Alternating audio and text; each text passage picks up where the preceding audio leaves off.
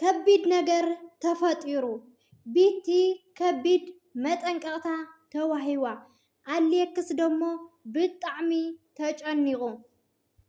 ሰላም ጥዕና ሃበለይ ክቡራት ቤተሰበይ ናይዚ ቻናል ቤተሰብ ሎሚ መዓልቲ ንዓይ ፍሊት መዓልቲ እያ 13 ቤተሰብ በፂሕና ኣለና ብሓቂ ንዓኻቶም ዝገልጽ ቃላት ይሓፅረኒ እዚ ቁፅሪ እዚ ንዓይ ቁፅሪ ጥራይ ኣይኮነን ፍቅርኩምን ድጋፍኩምን እምነትኩምን እዮ ርኢኹም ንዘለኹም ስለዚ ኣብ መጻኢ እውን ዝበለፀ ዝያዳ ዘምህርን ዘዘናግዕን ትሕዝቶ ሒዝናልኩም ክንመፂና ንስኹም እውን እንታይ ዓይነት ቪድዮታት ክሰርሐልኩም ከም እንትደልዩ ኣብ ኮመንት ጽሓፉለይ ኢኹም ካብ ልቢ የመስግን እግዚአብሔር ይኽብረለይ ፍቅርኩም ኣይፈለኒ ነዚ ቪድዮ ደሞ ከምቲ ልሙድ ላይክ ሸር ብምግባር እዚ ቪድዮ መንክርዎ ኢኹም ስለትገብሩለይ ምትባዕ ኣዝየ ዘመስግን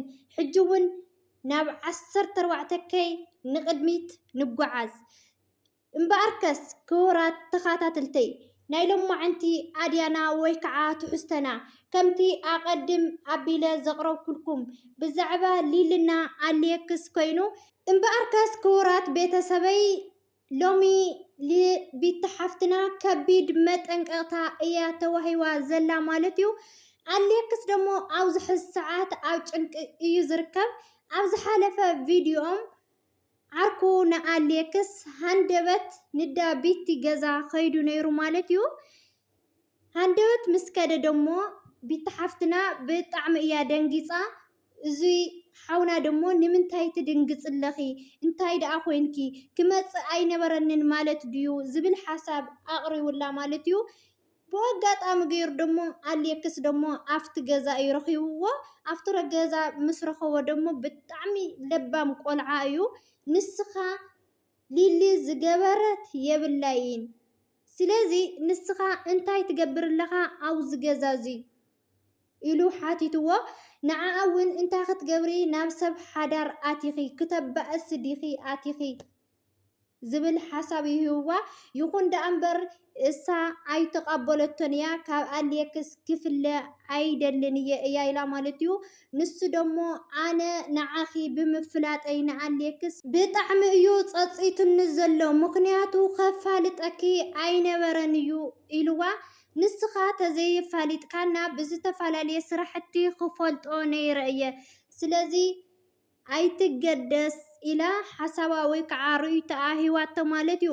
ይኹን ደኣ እምበር ኣሌክስ እውን ኣይትፍረደና ኣንሕና ምንም ዝገበርናዮ ነገር የብልናን ኢሉ ሓሳቡ ወይ ከዓ ርእይቱ ኣብ ዝሃበሉ ቢቲ ደማ ኣነ እስካብ ዝሐዚ ከም ሓፍቱ ኮይነ ደኣ እየ ኣብ ጎኑ ኮይነ ዘለኹ እምበር ኣብዚ ሕዚ ዘለዎ ጭንቀት ደኣ ልመን ክገድፎ ኮይነ ግድን እየ ኣብ ጎኑ ክኾን ዘለኒ ኢላ ሓሳባ ወይ ከዓ ርእይቶኣ ንዝሓውና እያ ሂዋቶ ማለት እዩ።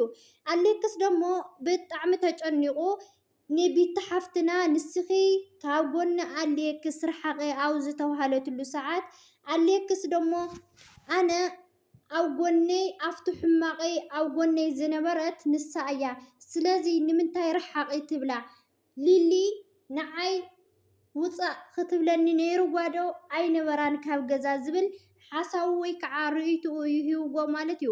ይኹን ደኣ እምበር ንሳ ሊሊ ምስኪነይቲ እያ ምንም ዝገበረቶ ነገር የለን ናታትኩም እዩ ትጌጋ ዝብል ሓሳቡ ወይ ከዓ ርእይትኡ ደሞ እዚ ሓውና ኣቐሚጥሎም ኣሎ ማለት እዩ ክቡራት ቤተሰብ። ስለዚ ክቡራት ቤተሰበይ ቢቲ ሓፍትና ተዋሂባቶ ዘላ መጠንቀቕታ ካብ ሕጂ ምስ ኣሌክስ ዝበሃል ከይርኤኪ ሰላም ክኾኑ እንተኮይኖም ኣሌክስን ሊልን ካብ ሕጂ ኣብ ሂወቶም ወይ ከዓ ኣብ ሓዳሮም ክትኣቲ የብልክን እያ ተባሂላ ማለት እዩ። ንሳ ደሞ ኣነ ካብ ጎኒ ኣሌክስ ክፍለ ኣይደልን እየ ዝብል ሓሳብን ወይ ከዓ ርእይቶኣን እያ ሂባ ዘላ ማለት እዩ። ኣሌክስ ኣብ ዝደበሮ ንምንታይ ናብ ቢቲ ገጽ ይኸይድ? ሲጀመር ላቢት ተኸይዱ ምስኣ ሓዲሩ እውን ኣብቲ ገዛ እዩ ረኺብዎም ዝዓርኩ ማለት እዩ። ስለዚ ምስኣ ሓዲሩ ቡንኡ ሰትዩ ገለታት በቃ ደስ ዝብል ግዜ እዩ ዘሕልፍ ዘሎ እና ክብሪ ንበዓልቲ ቤትካ ይሃልየካ ዝሓወይ ማለት እዩ። ፅባሕ ንግሆ ሓዳርኩም በዓልትኩም ንፋስ ዘይተእትዩ ክትከባበሩ ክትራዳድኡ ይህን ምሂን ክትበሃሉ ዳ እዩ ዘለኩም እምበር ሳልሳይ ወገን ክትእትዩ የብልኩምን እየ ዝብል ብወገነይ ማለት እዩ። ሄኖ ሓውና ደሞ እቲ ሓሳብ ወይ ከዓ እቲ ርእይቶ ሂብዎ እዩ ብትክክል ናይ ሊሊ ወይ ከዓ ናትካ ችግር ተልዩ በዓልትኩም ኢኹም ክትፈትሕዎ ትኽእሉ እምበር ንምንታይ ንሳሲ እንታይ ክትገብር ከእያ ናብ ገዛ ከይዳ ናብ ገዛ ዝኸደትሉ ምክንያት ክተባእሰኩም ደኣ እያ እምበር እቲ ሓቂ ክትናገር ኢላ ኣይከደትን ዝብል ሓሳብ ወይ ከዓ ርእይቶ እዩ ሂብዎ ማለት እዩ። ስለዚ ጠንቂ መባእሲቶም ቢቲ ሓፍትና ከም ዝኾነ እዩ ዝሕብር ዘሎ ማለት እዩ።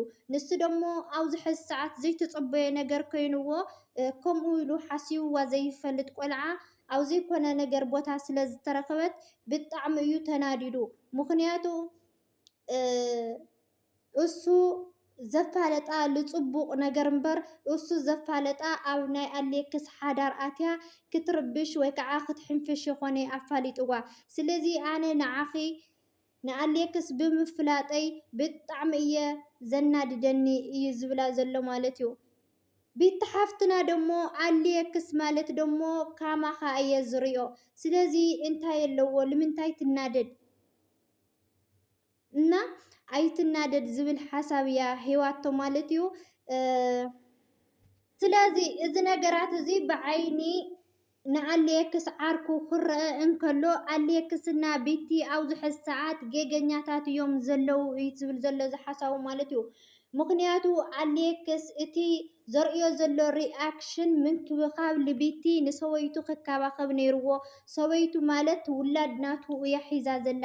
ስለዚ ዳ ቤቲ ሓፍትና ከይዱ ዝሕድር ኣይነበረን ዋላ ተተኳረዩ እውን ከይዶም ይህን ምሂን ኢሉ ምስ ሰበይቱ ኮይኑ ክፈትሖ ነገራት ነይርዎ እምበር ናብኣ ዘኽይድ ኣይምነበረን ማለት እዩ።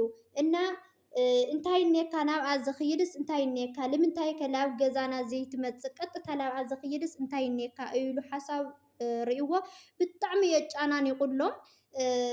ግን ኣሌክስ ብዝሃቦ ደሞ ቀጥታ ላብ ቤት ዝመፃኹ እቲ መትሓዚ ፀጉሪ ስለ ዝነበረ ትጠንቂ እቲ ሓቂ ክፍለጥ ኢለ እየ ናብዚ ገዛ እዚ መፅየ። ስለዚ ንሳ ኣብ ችግረይ ኣብ ሕማቐይ ኣብ ዝፀበባይ ግዜ ንሳ እያ ኣብ ጎነይ ዘላ ቤቲ እያ እና ብቤቲ ኣይትፍረድ ዝብል ሓሳብ ይህብዎ ዘሎ ማለት እዩ። እቲ ቆልዓ ደሞ ብጣዕሚ እዩ ጠርጢርዎም ዘሎ። እቲ ጥርጣረ ደሞ ብከቢድ ጥርጣረ እዩ ጠርጢርዎም ዘሎ ማለት እዩ። ስለዚ ቤቲ ሓፍትና ኣብዚ ሕዚ ሰዓት ብጣዕሚ እያ ተጨኒቓ ዘላ። ምክንያቱ ካብ ኣሌክስ ዝርሕቐሉ መንገዲ የብለይን ኣነ እያ ትብል ዘላ ማለት እዩ። ፅባሕ ፕሮግራም ከም ዘለዎ ኣሌክስ እዩ ዝሕብረና ዘሎ ዝሓውና ማለት እዩ። ፅባሕ እቲ ፕሮግራም ደሞ ብዛዕባ ናይ ወዱ እዩ መስለኒ እና ፅባሕ ከይድካ ምስ በዓልቲ ቤትካ ደስ ኢልካ እቲ ግዜ ክትሕልፎ ኣለካ ኢሉ እዩ ሓሳብ ወይ ከዓ ርእይቱ ሂብዎ ማለት እዩ።